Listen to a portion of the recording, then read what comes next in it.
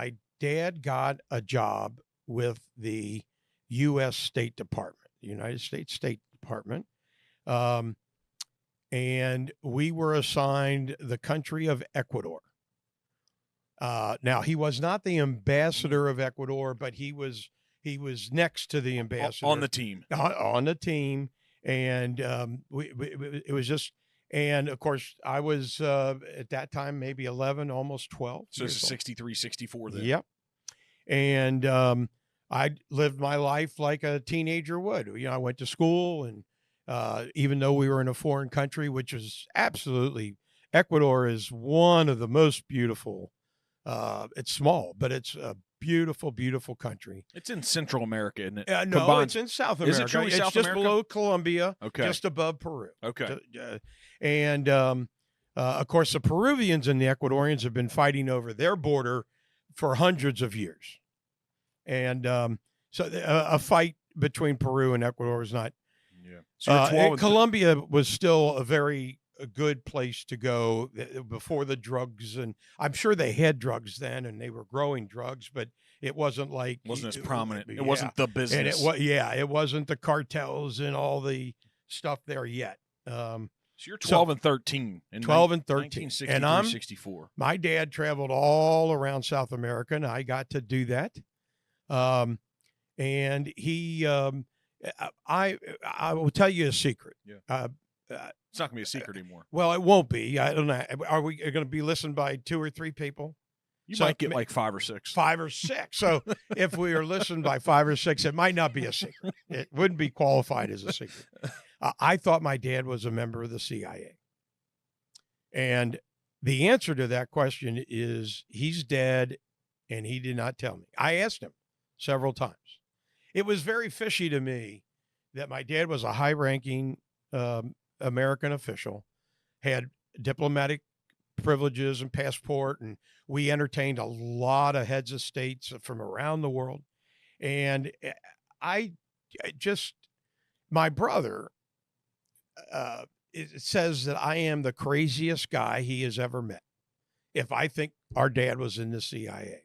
And I would love to prove that he was. I really would. Why do you think? Is it your so you're running businesses. You've been exposed to things. At 10 years old, your dad buys a restaurant. You start working. So since 10 years old, your brain's evolving. Yep. And that's how you're looking at the world. Problem solving, evaluation, strategy. So everything you've put together about your dad doesn't make sense. He's just a State Department boy. Well, and let me say this. My dad absolutely had no fear of risk. Risk, which is a big part of owning your own business, taking steps along the way, whether they're good or bad, it's a risk. And it could be a risk financially, it could be personally, it could be a lot of things. But he was never afraid of taking the step from risk or towards risk. Mm-hmm. And I thought it was amazing how through my lifetime, he's proved that over and over and over and over again. At what age could you articulate that man, he doesn't mind risk? I would say about 18 or 19 years old, because we had decisions. We opened a steakhouse, and while we were in Ecuador, he made the decision to expand so that it wasn't one location, it was 2, and then 3, and then 4. And I said, Dad, do we have enough? Where are you headed? And he said, Alan, I don't know, but they're successful. They're doing good. And we're going to keep opening them up as long as people come to our restaurant. And I said, hey, I'm on the team. Let's go. So what do you think? Well, we're digging in deep here on this risk thing. This is one of my favorite subjects because, see, I believe life is all risk. It absolutely is. And people spend their lives trying to avoid it. Yeah. And I'm like, you can't avoid risk. It's risky getting in your car every day. Walking across the street. Right. Going to school. Yes. Going to the grocery store. Everything's risky. That's right. And so I think if you're living in a space where you're spending a lot of your time worrying about evaluating and trying to avoid risk, you're going to miss out on a lot of opportunities. A lot.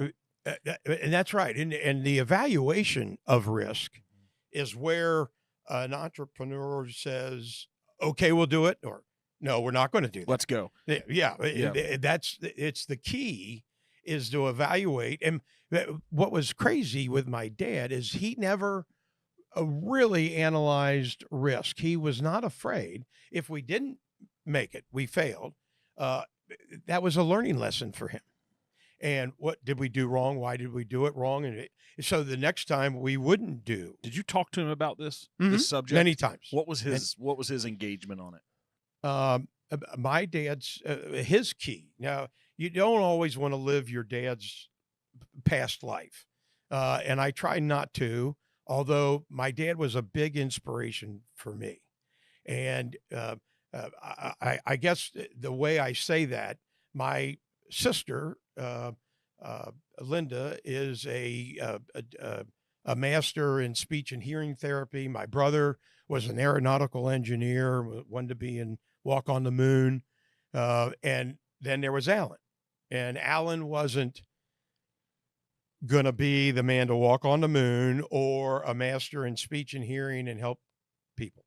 He was going to be something else. And my father had figured out that he better take me under his wing and teach me what it takes to be out on your own, to face risk right in the face and say, I'm going to do this anyway.